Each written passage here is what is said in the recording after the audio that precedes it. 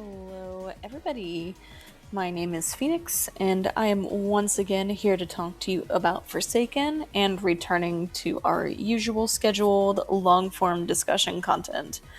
This time, we're going to talk all about the newest addition to the Forsaken killer roster, Azure. I'm gonna be honest, I've been pretty excited for this killer, not only because I think he's cool, but also because he's really the first killer I've actually seen added as brand new to the game.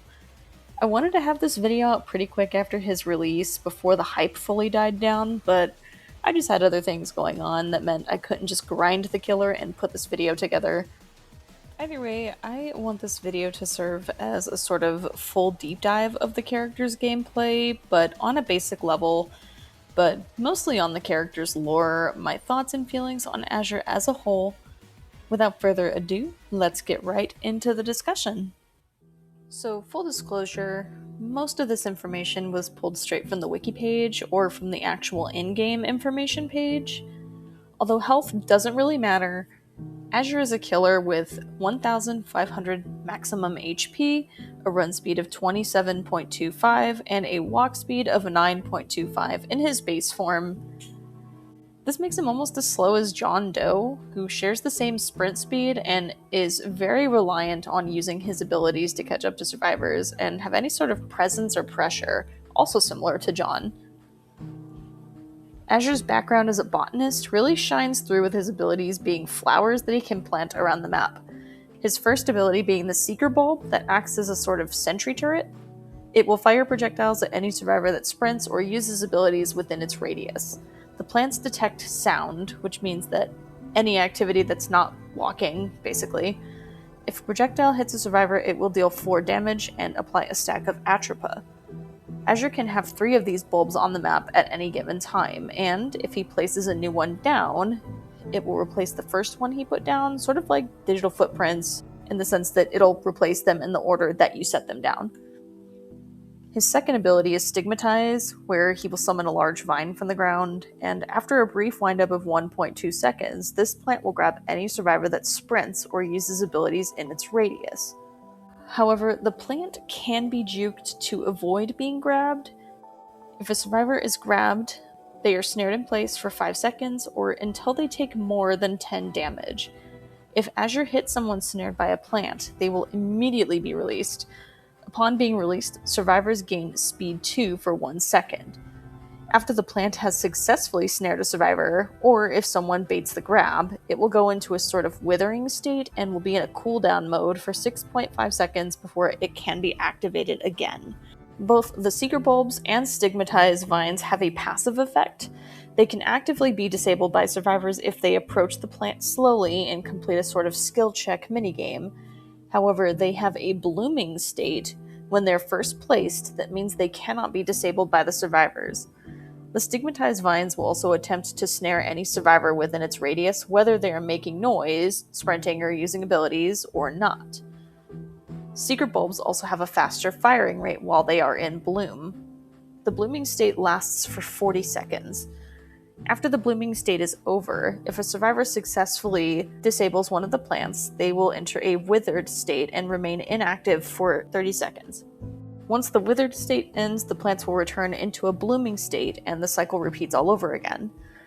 Azure also receives a notification when a survivor begins the minigame to deactivate the plants. If they are activated by a survivor, their aura is also shown to him.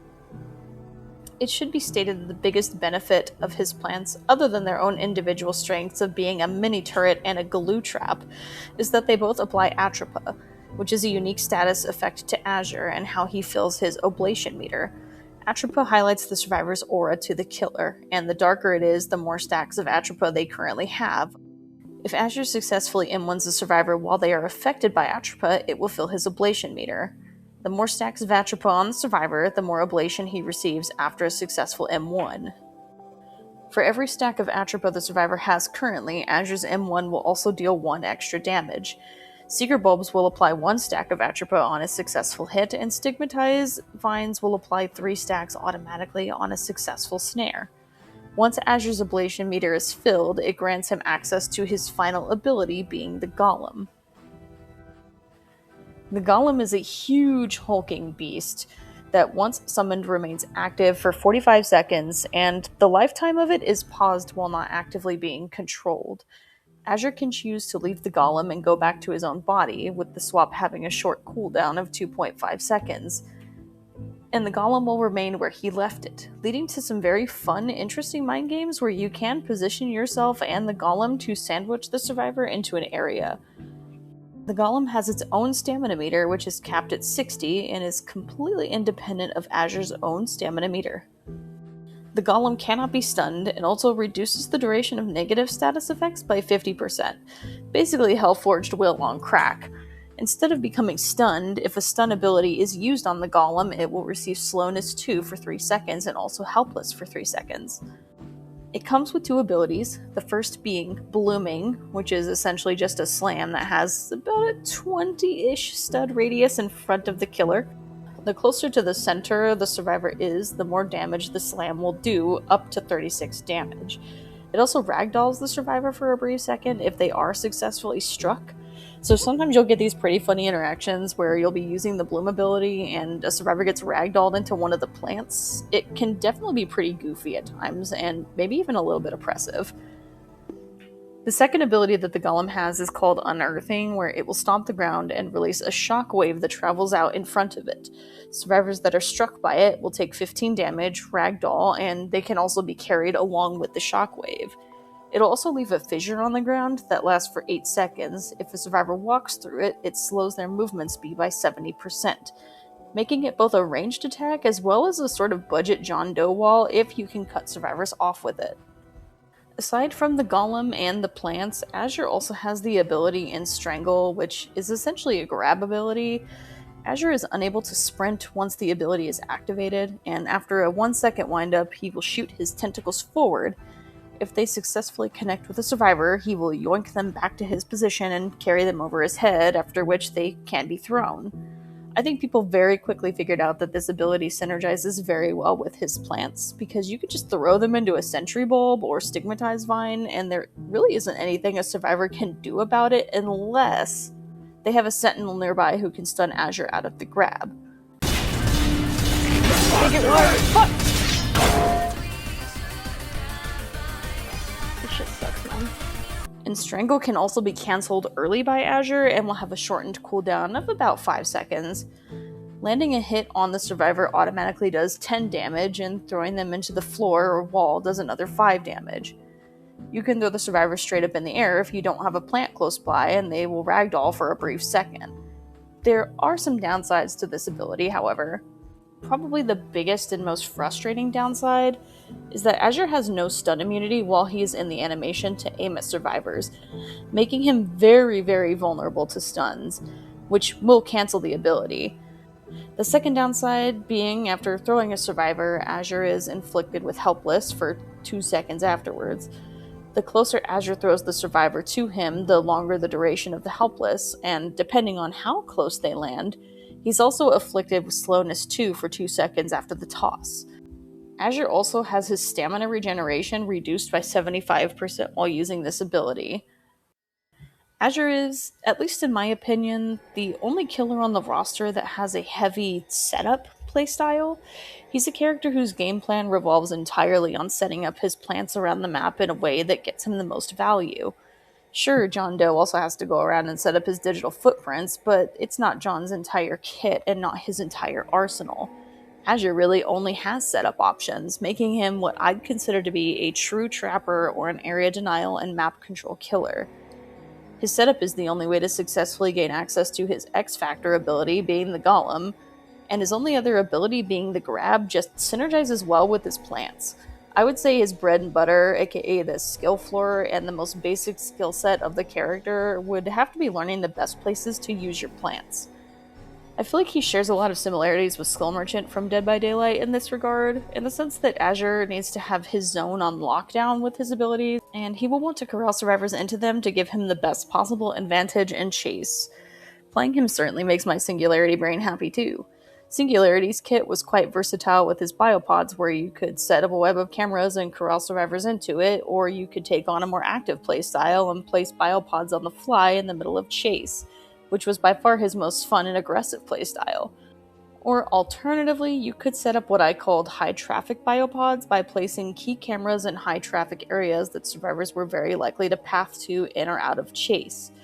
Azure's plant abilities seem to share the same need for planning, strategy, and being creatively proactive with where you choose to place them down. So while Azure is really quite new still, I honestly really like him. I love how different his skill set is from the rest of the roster, and I like that you have to be tactical and methodical with his abilities. Azure doesn't really play like any other killer, and while I won't give my opinions on his balance because they can always change with time or updates, I really enjoy playing him. I think people very much had a knee-jerk reaction to his power level when he first released, because every character is broken and overpowered until you fully understand them, how they work, and their counterplay. If you really think about it, and to be totally honest, because of how differently he plays, I'm predicting that once the initial hype dies down, you won't see him very much. Sure, some people will main him, but I just don't see him being very popular with the masses once everyone gets bored of the shiny new toy. People don't like slow burn characters like Azure generally. Skull Merchant, Singularity, and the Knight are all extremely unpopular killers in Dead by Daylight. They're fun characters, and in the case of Singularity, quite strong once mastered. But they remain overshadowed by characters that are extremely clippable and flashy. Sure, you can get some funny clips of his grab ability, but realistically, is an Azure grabbing someone and throwing them into a vine always going to be funny and entertaining? I think the novelty would wear off after a while. Not that I'm trying to be negative, I love this killer, and I think his skill set is simply just different. He's more about positioning and macro game than anything else, and I really like and appreciate that Forsaken added a killer like him rather than a killer with a dash ability, per se. He's incredibly satisfying to play. Seeing a stigmatized vine grab a survivor and being able to run right up to them and give them a little whack is very satisfying. Landing and then strangle is super satisfying and also pretty funny. Personally, I think the way he holds the survivors up over his head is a little bit cartoony, but that's not necessarily a bad thing, it just adds to the charm of the character. I feel like the only thing that really holds him back is the fact that he is so incredibly reliant on his abilities. Even good fundamentals and stamina management won't save you if your plans aren't placed in a way that they give Azure value. And if you don't land your strangle shots, you will have a very hard time. He rewards accuracy and creativity, but has a very slim margin for error, and unfortunately that is the case with most of the roster. But it also heavily encourages character mastery and rewards skilled players for putting in the effort to learn the basics needed to win games.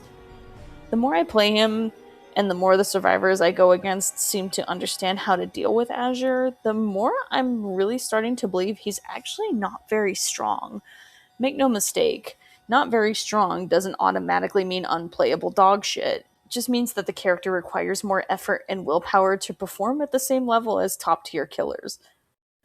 As for playing against Azure, I can see why people would feel frustrated with him. His plants mean he completely shuts down some of the better loops in the game, at least what's left after the flurry of map changes that also dropped with his patch. And it means that you can sometimes get caught in a very, very bad position if you were banking on a certain area being safe to run to, only to see those pesky little plants waiting for you there. Personally, I don't mind him too much, but I do understand the frustration. Getting grabbed and thrown into a plant removes so much player agency, and the only way to get out of it, as previously stated, is for your teammates to bail you out. And public lobbies are less than reliable in that regard. Coordinated teams, however, should almost never get grabbed, because Sentinel should always be on standby in case someone does get hit within Strangle. The plants, specifically the seeker bulbs, feel very oppressive and are a little bit hard to dodge, especially if you are actively being chased and pressured by the killer. The stigmatized vines, while their ability is quite strong and game-changing, feels much easier to deal with unless they are in the blooming state. You can very easily bait the plant to grab and force it to miss, and then Azure can't really use that plant in chase for almost 7 seconds, which is a big deal in Forsaken time. That's not even considering if a survivor goes and deactivates it, where it's down for a full 30 seconds.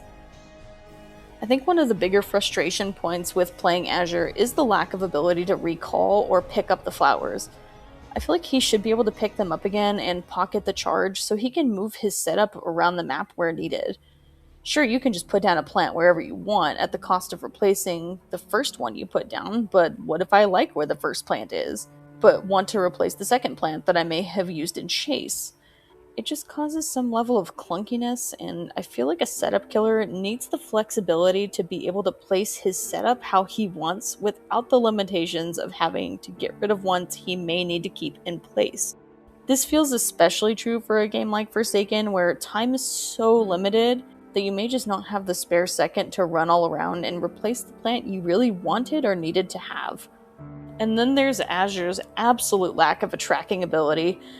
Yes, he has aura reading from his plants if they're activated, but there is nothing to stop survivors from hiding an edge map, and sometimes there's just not enough time left in the round to be able to track them down, and nothing you can do about it unless you have absolutely god-tier game sense.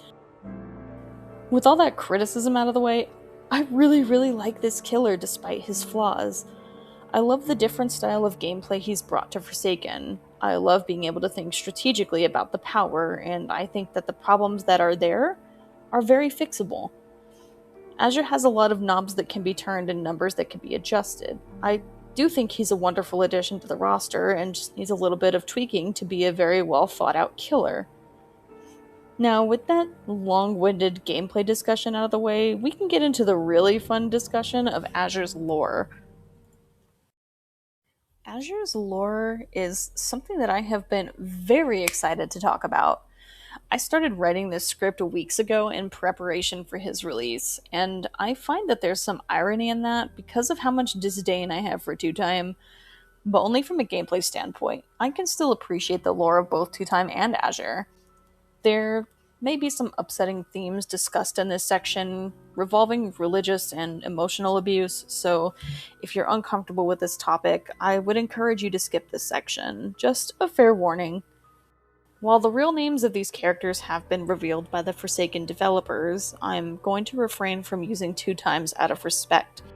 Although I don't think it technically counts as dead naming due to the circumstances of the cult, taking on new names, quote-unquote, or aliases is common practice even in real cults. I won't be doing that out of respect for my LGBTQ+ friends. Azure, known in life as Aspen, and Two Time were both members of a cult within the world of Robloxia, which is formally called the Family Home for the Reborn. This cult is a monastic, isolated community of individuals who worship a deity known as the Spawn, an omnipotent godlike figure that grants its most loyal and dedicated worshippers with a second life after death through ceremonial rituals.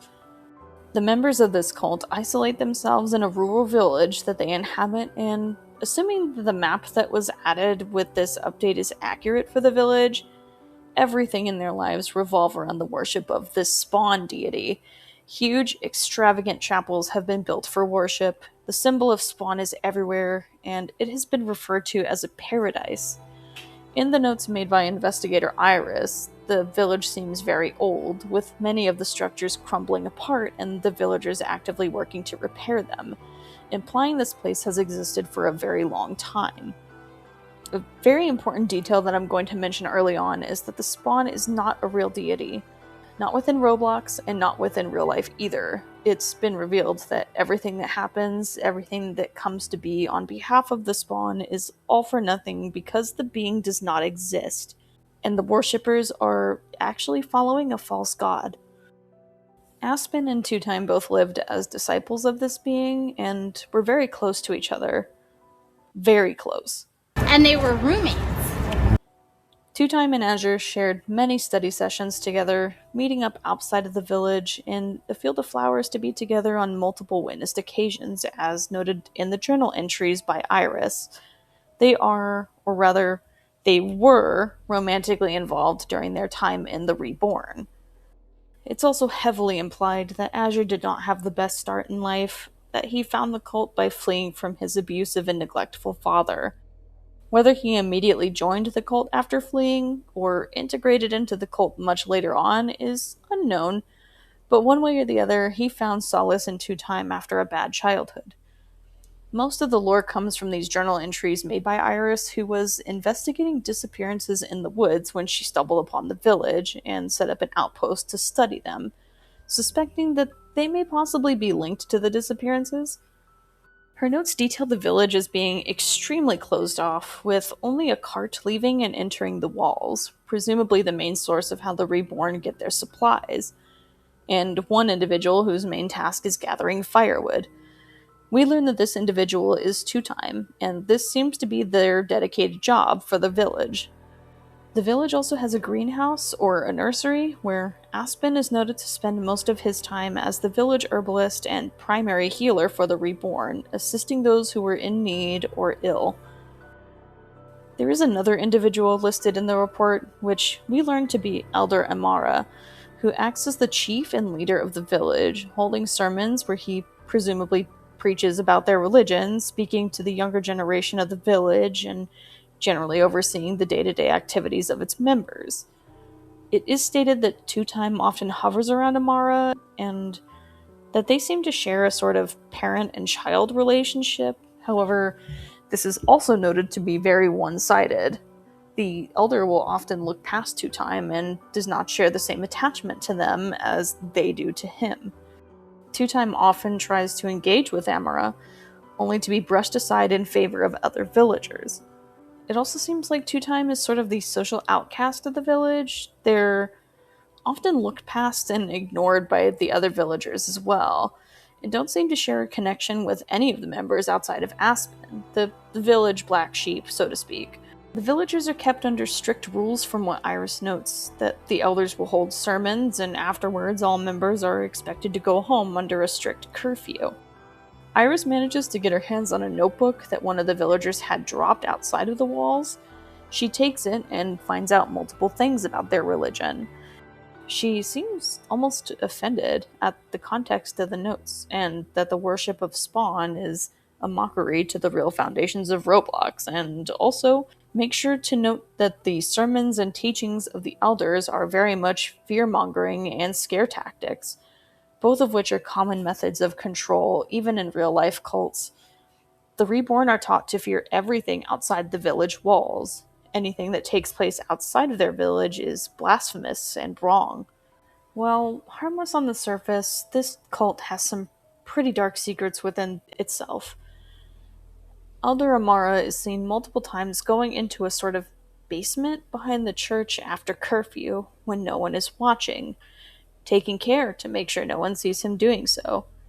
Except one member does witness him entering this basement.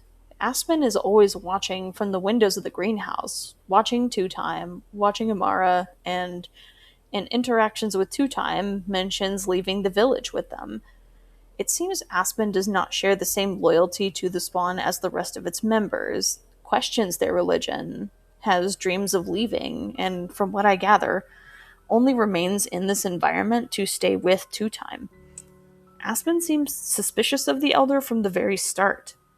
The night of a ceremonial banquet, he makes his way to the very basement that he witnessed Amara enter. From the visualizer that was posted of the Two-Time in Azure LMS, we know this basement holds the corpses of the missing Robloxians. This cult is revealed to be cannibalistic as well, and the young members likely have no idea that they are consuming human flesh. A very key part of this religion is every full moon, there is a sort of banquet or ceremony held, possibly where they are consuming the contents of the basement, where a specific member of the cult acts as a chosen person to carry out the will of Spawn. And this is where things get even darker, as what appears to be a quiet, isolated, possibly peaceful village holds some truly dark practices, as if kidnapping and cannibalism wasn't dark enough. We learn that this ceremony is how these Reborn obtain their second life. That is done through ritualistic sacrifice. In order to gain their second life after death, the Chosen must take the life of another. Aspen, on this night, runs to Two-Time to tell them what he discovered in the basement, and the two get into a heated argument. Aspen likely trying to convince Two-Time to leave immediately, but Two-Time's loyalty to Amara and the cult keeps them having to choose between their partner or their religion that they have likely known their whole life. Forsaken fans already know this story. Two-Time is the individual who has been chosen to perform the ceremony and take a life to obtain their second life. And the victim of this is Aspen. After the argument, an unknown amount of time passes. Two-Time asks Aspen to meet with them. The place of the meeting is a field full of nightshade flowers. Aspen goes to this location, waits for Two-Time, and ultimately becomes a victim of utter betrayal. Two-Time sneaks up behind Aspen, catching him entirely off guard and taking his life with the ceremonial Ghostfire dagger by stabbing him in the back. It's unlikely that Aspen ever felt in danger from Two-Time and was completely caught unaware, emotionally and physically vulnerable. The last entry in the journal is written from the perspective of Aspen as he lays dying, his last breath, so to speak. This entry is hidden within the text and does require a little bit of digging to find, and it seems to be the moment that the specter takes him for its own. Aspen is still alive as Two-Time prays to the spawn over his body, praying to nothing, he says, confirming his non-belief in the spawn, feeling utterly betrayed by someone he trusted. His final thoughts are full of despair and anger as he realizes that Two-Time chose their religion over him, that he was not important enough in anyone's life to be loved, not by his father, not by Two-Time, despite giving up everything, his freedom, to be with someone that he cared about. And then, as Aspen succumbs to death, a voice speaks to him, offering a gift, a new name, another chance at life. The specter claims the being now known as Azure for its own, and now enters the fold to do its bidding, full of anger, wrath, and vengeance for the betrayal that he suffered. On the surface, the story of Azure and Two-Time is maybe a little edgy, but the reader can interpret a lot of different things from it. For me personally, I think it's really interesting that Aspen was always kind of an outsider in the cult, likely stemming from the fact that he was not born and raised within its walls.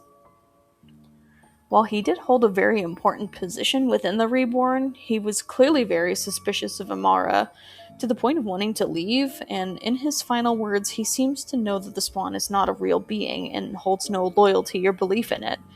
Or on the flip side, maybe he is a believer and actively fears the spawn because of what it did to him. His stun animation in-game shows Azure surrounded by the symbol of spawn, and he clutches his chest, shrinks down low, his tentacles surround him almost defensively, and you can actually see him trembling in fear. Azure was clearly traumatized from the events of his betrayal and subsequent death. Aspen was always watching things from his greenhouse. Even while spending time with Two-Time, had dreams and visions of them leaving together. Coming from a bad situation, it seems like Azure had nothing outside of Two-Time. He had no home or family outside of the village, and he was entirely wary of it. Because of his love for his partner, he endured and kept his own beliefs to himself, only to be killed for it by the very person he trusted most. This reads to me like a very codependent relationship. Azure was willing to subject himself to the cult's rules, ceremonies, and restrictions to stay with Two-Time. And after what he saw in Amara's basement, he knew it was time to make his choice. Maybe he gave Two-Time an ultimatum to leave because seeing corpses of people would be a lot for anyone. I also have a suspicion that Amara knew that Aspen was a non-believer, maybe knew that Aspen was watching and not fully loyal to the cult. Maybe even that Aspen had intentions to leave. Perhaps Amara was the person that tasked Two-Time with the murder of Azure. A calculated move to keep control of Two-Time by forcing them to choose between the person they loved and the religion they were loyal to, knowing Aspen was a threat to the control the cult has over its members. It's truly a tragic story of two individuals who were both torn between two different things. Azure's death, while ultimately not his fault, was caused by a seeming lack of self-preservation, knowing something was wrong with the cult and choosing to stay anyways for the sake of his partner. Even in death, as a killer, Azure has a brutal kill animation with Two-Time specifically, stabbing them the way that they stabbed him. His winning cutscene shows a similar scene, and while his voice is full to the brim with rage and hatred, he takes no joy in killing Two-Time out of revenge. Even after his angry outbursts, his final audio after killing them is a heartbreaking, distressed, but very soft cry. Do you recognize this blade?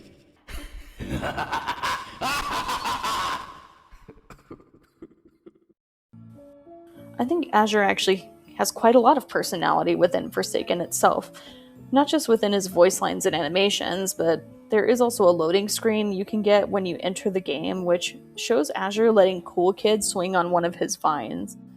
I don't know if these are actually canon to the lore, but I think this is a really sweet little detail that, as angry as Azure is, he's kind to someone like Cool Kid, who is ultimately just a child. I guess I would headcanon it a little bit and go as far as to say that Azure could maybe have a bit of a soft spot for children because he himself didn't really have a childhood and never got to experience a proper one on account of his abusive father. So, he tries to let Cool Kid have his fun and experience something that he could not, at least as much as a kid could experience a childhood within the Spectre's realm. Two Times' side of the story seems to be a cautionary tale of blind faith. They will never truly get their second life at the expense of their lovers. The second life that they have within Forsaken is a fabrication of the Spectre to further control Two Time by taking advantage of their religious beliefs. One thing I really love about Forsaken's characters is just how morally gray almost every survivor is. They are survivors, and ultimately the victims of the violence caused by the Spectre. However, there are very few who have clean hands. Two Times seems to have one of the more extreme skeletons in their proverbial closet, having a totally premeditated murder on their conscience. Ultimately, Two Time is not a good person, because they did choose their faith and religion over the life of Azure. They knew Aspen wanted to leave the village and live a life outside of the cult, but they held their religion and Amara on a much higher pedestal, and ultimately it was more important to them than the well-being of their partner. Too much of something is a bad thing. Having too much blind faith can harm those around you, sometimes to the point of you causing the harm yourself. This is all an analogy, of course, but Forsaken has this way of leaving impactful and meaningful messages in their stories.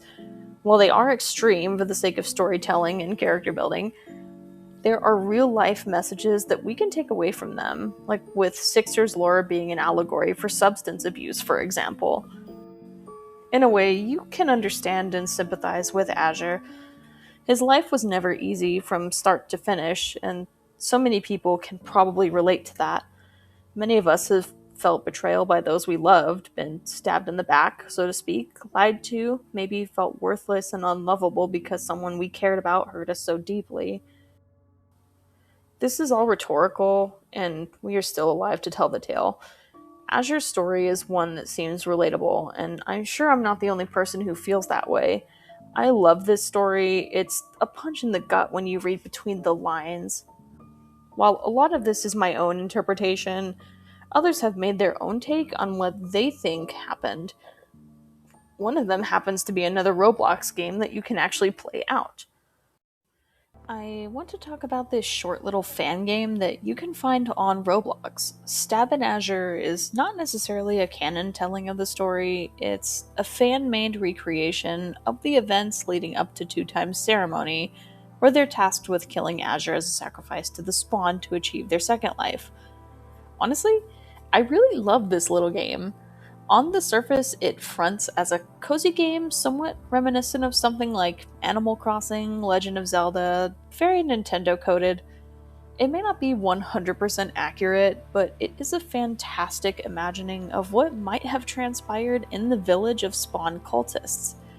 The game also features multiple different endings that the player can reach, and I spent the better part of an evening getting all of them. Some of them were silly and meant to be taken as a joke, others are really screwed up. But this game is so charming. On the surface, it's a comfy, cozy series of fetch quests that Two Time is tasked with, and you were only allowed to complete a certain number of them indicated by the nightshade flowers, which act as your progress meter. Once you use up all the flowers, your day will end and you must go to bed. There's also a sanity meter, but the only thing that it really impacts is which ending you get, and the tasks are all seemingly minor errands. Anything from giving a pyromaniac child a lit candle so they can go explore a cave.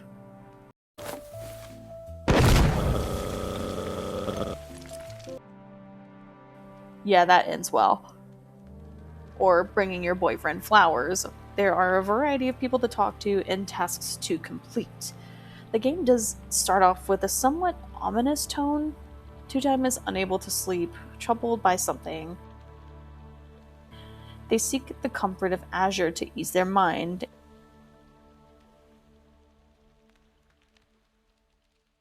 And also to speak to teacher Amara, who is the leader of the village, and kind of gives off priest vibes, has this air of authority about him, like a spiritual leader.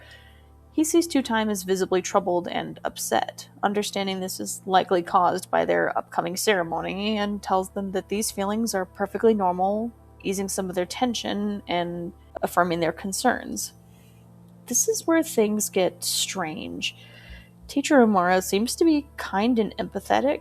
However, we already know what Two Time ceremony or task at hand is going to be. So this sort of normalcy at what is coming is concerning and maybe slightly unsettling. In fact, this whole game sets this tone very well. When you wake up the next day and are able to freely move around the village during the daylight hours, it's mostly joy and whimsy. The villagers are happy, Azure is happy, and maybe even slightly ditzy. I kind of love this about him in this game. His obliviousness is pretty endearing, and every interaction he has with Two Time is downright adorable.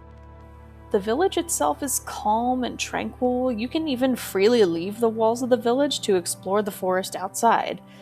Although everything appears normal as an isolated village that worships a false god can be, something just feels off. There's this uncomfortable feeling of tension as you move about the buildings and talk to the various characters. Something feels not quite right, almost uncanny. There is a character that brews potions named Flynn, presumably an alchemist of some kind, that pushes Two Time to sample his brews. Two Time rejects this proposal, much to the irritation of Flynn, and he makes a comment about how if he was here, he'd love to try my potions. Who exactly is he, and why is he not here anymore? The soundtrack is a wonderful catalyst of this feeling. The music that plays inside the village is calm, peaceful, but somehow so ominous. It reminds me a lot of Silent Hill. While the town for the most part looks normal, at least in the beginning, something just feels off about it. Something feels dangerous, like we should always be on edge and alert in this place. Every NPC in this place worships the spawn, and seemingly on board with this upcoming ceremony that Two Time has been tasked with carrying out. Although some of them make comments about other characters that don't seem to be in the village anymore. The endings of this game vary. While the silly ones add to the lighthearted feel the game mostly has, some of them truly showcase why the game feels so ominous. After finishing your tasks and going to sleep, depending on which tasks you completed during the day and your sanity meter, you are presented with a cutscene if you achieve the standard ending. This is Two Time ceremony. They sneak up to Azure, surrounded in a field of nightshade flowers, and are presented with a choice. Appease your god and fulfill your task, or betray the spawn and spare the life of Azure. The true ending, for obvious reasons, would likely be the choice to sacrifice Azure. And even though Two Time carries out the task, it's obviously not an easy choice for them, and we see them struggling with their emotions and kneeling over Azure's body, obviously distressed after the deed is done. Though this is a fan-made retelling based on the lore we already know, I love how they present this story, because it feels like it could very well be a canon official visual telling of the lore. It also brings themes of real-world cults and implements them well. I'm going to take some time to talk about a very real situation that happened in the 1990s. If the discussion of real-world cults, suicide, or death bothers or upsets you, please skip to the timestamp listed, although I'm going to try and handle this topic as respectfully as possible, as there were real victims involved. Also, if you're not interested in the history lesson, just go ahead and skip. Heaven's Gate was a group that was founded by Marshall Applewhite in the year 1974 along with Bonnie Nettles. The two had met 2 years prior to the group's foundation and gone on a journey of spiritual discovery and believed themselves to be two key witnesses of the Book of Revelation, or the religious text that warns of the apocalypse and the end of times. In 1976, Marshall and Bonnie had amassed a following of a few dozen members, at which point they stopped recruiting and took on a more monastic lifestyle, meaning that they would renounce their worldly items and become more secluded and solitary from the rest of the world. Think of something along the lines of the Amish, who are mostly self-sufficient and purposely isolate themselves from the rest of the world. Here's where things get a little bit different. The belief system of this group that Applewhite led was something called ufology, or a religion revolving around the worship and belief of UFOs, unidentified flying objects, often associated with aliens or extraterrestrial beings. Heaven's Gate theology was that followers' bodies were merely a meat vessel or vehicle, as they would often refer to their own bodies, that tied them down to the earth, but believed that their spirits would ascend and transform into immortal extraterrestrial beings and be taken away via UFO. Initially, they thought this meant that they would board a UFO while still alive, but the death of Bonnie via cancer in 1985 would change their viewpoint on this.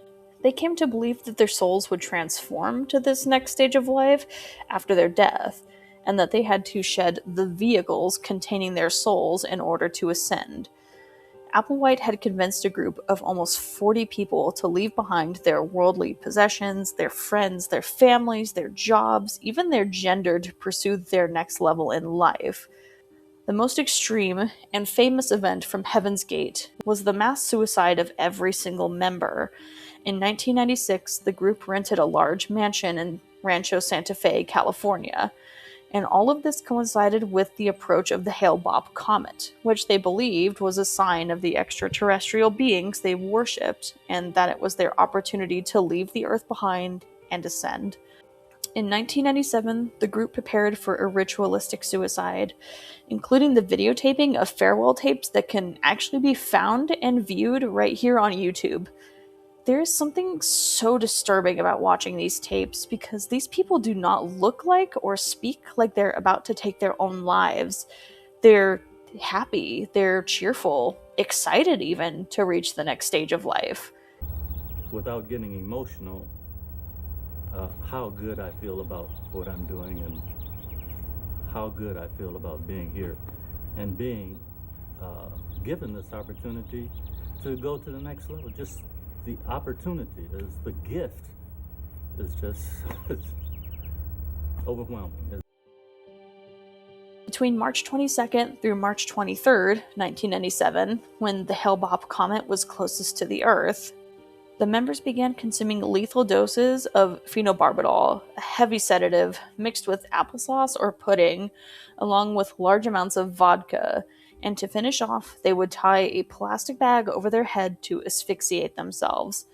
After the death of a member, a living member would remove the bag from their head and neatly place the body on a bed and cover their face with a square purple cloth.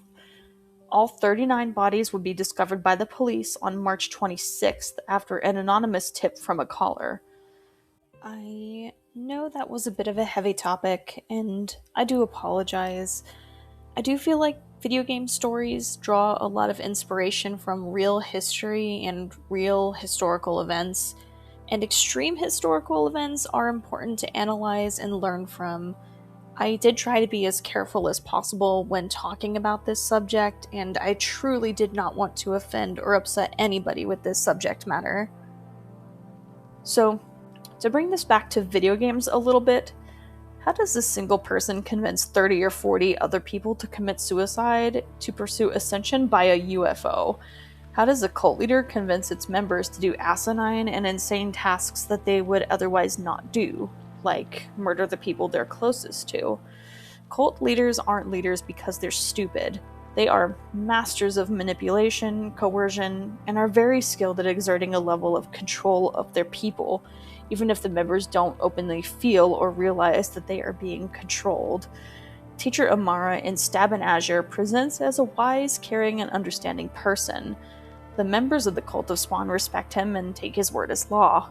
It does seem like the missing members that are briefly referenced by the NPCs had connections to the people that mention them. I read into it as Flynn caring about the person he was talking about that he missed sharing his potions with.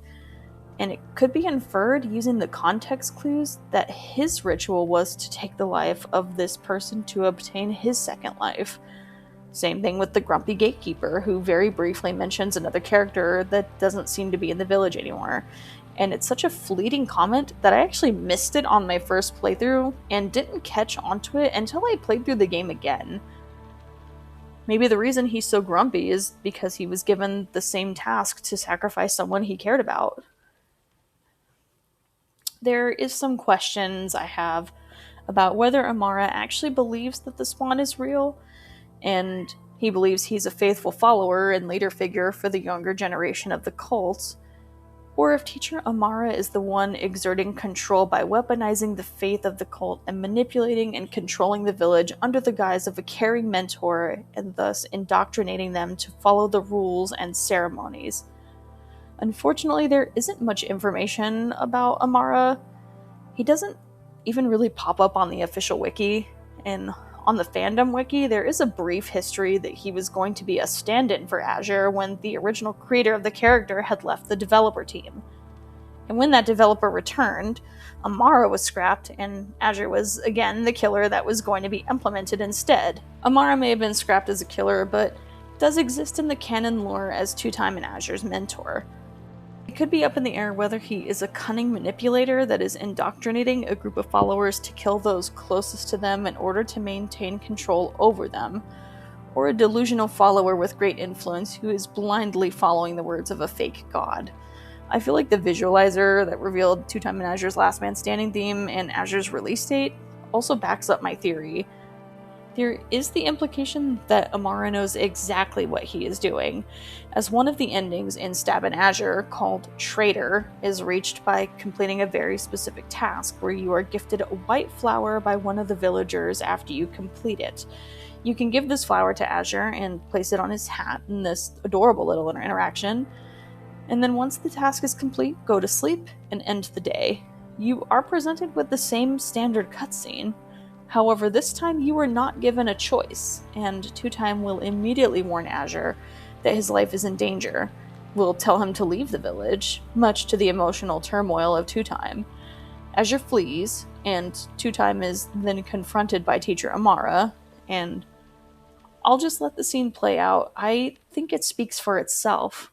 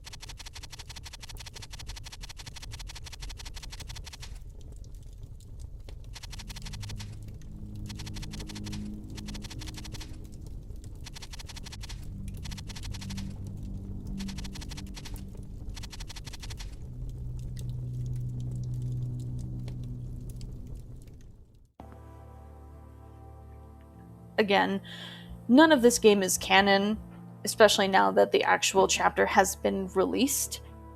And there isn't much real information out there. This was just a little bit of theory crafting on my part. If you haven't already, I recommend giving Stab in Azure a try. It's a great little game.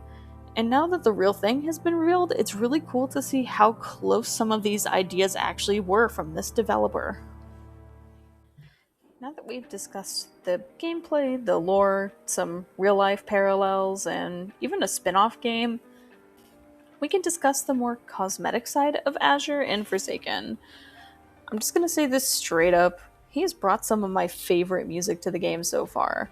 His default chase theme is very, very good. The Last Man Standing theme with Two Time is also very good, and almost whimsical in some strange way.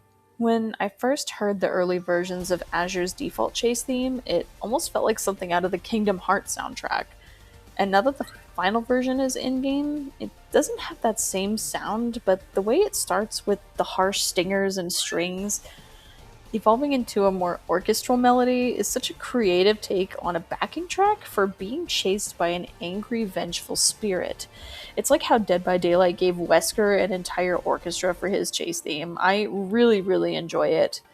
One of Azure's skins, called the Firstborn, which is basically his classic skin, comes with a unique chase theme that even brings vocals into the mix. It's very anime-coded, which is not a bad thing. I really like it. The sound design of his In-Strangle ability is super crunchy too, which is just a nice touch. It sounds like someone's damn neck is breaking when he throws his tentacles out. This is a small detail, but I also like the sound that the stigmatized vines make when they attempt to grab a survivor. It sounds not at all like a noise that a plant would make, and sounds very human. I think this is just meant to imply that Azure's plants are an extension of himself, but it still almost feels like these are sentient creatures that can vocalize and not just plants.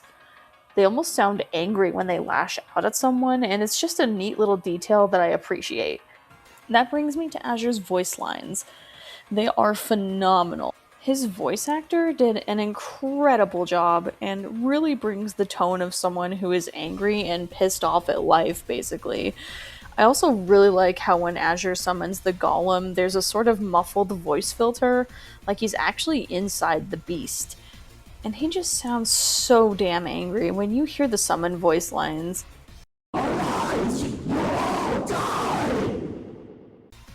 This is a personal favorite, only because it's so fucking metal, dude. Rent was due when he recorded these lines, and I love it. It's so intense and emotional. I just have to gush about it a little bit because I appreciate talent, and voice lines just bring so much personality to a character. Azure also released with tons of skins, which he's the only killer that I've been playing long enough to see day one. Nosferatu really didn't get much on release, which kind of sucks, but Azure dropped with some really cool skins. Some of them were even created by the community, like my personal favorite being the Timekeeper skin. I remember seeing the concept art shared by the artist on Twitter, and I was immediately in love. The purple and gold on this skin is just gorgeous. It doesn't come with any custom chase, custom voice lines, or animations, but it's still just a nice looking skin regardless, and I love that it's community made. He also has this kind of goofy cowboy skin which turns his tentacles into snakes, and I really like that detail. I think it's so out of character that it's completely hilarious. I'm still working on unlocking his milestone skins myself at this time, and they're okay. Not my favorites though. And come on, the Among Us skin is freaking hysterical. Plus it has custom everything. Custom intro and outro, voice lines, chase theme, even the plants have unique skins that go along with it. It's a very high quality skin. I'm gonna keep this cosmetic section pretty brief since I've spent so much time yapping about everything else. To wrap everything up, I think Azure has problems that become more and more obvious the more time the community has to play and practice both with and against him. But personally, I very much enjoy this character. Even if the gameplay is challenging, I think his lore, cosmetics, and everything else puts him extremely high on my list anyway. The gameplay is just a bonus at this point. I think he's extremely well realized for an original character, probably even more so than the other characters that existed already outside of Forsaken. because original characters give the developers so much more liberty in how they tell their story, the cosmetics they give them, etc., etc. I think I'll continue to play this character. I just really appreciate him. I've been very excited for him for months, and I'm glad that all the hype actually paid off and I actually like him as much as I do. Thank you everyone for watching. If you stuck around to the end, you're a beast and I appreciate you. I hope you guys enjoyed, and if you'd like to see more lengthy character analysis videos like this, I'm always happy to chat about characters I love, so let me know in the comments below. I'm gonna wrap it all up here though, and I hope you have a great rest of your day.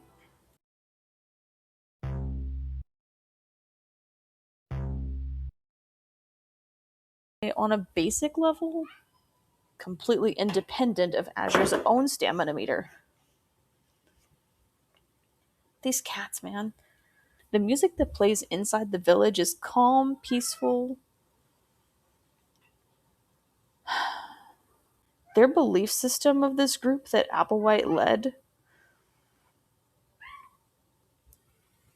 harsh stingers and strings, evolving into a more orchestral melody is...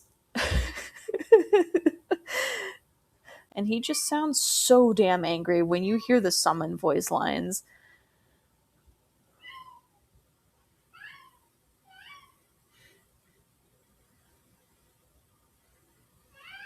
Murphy?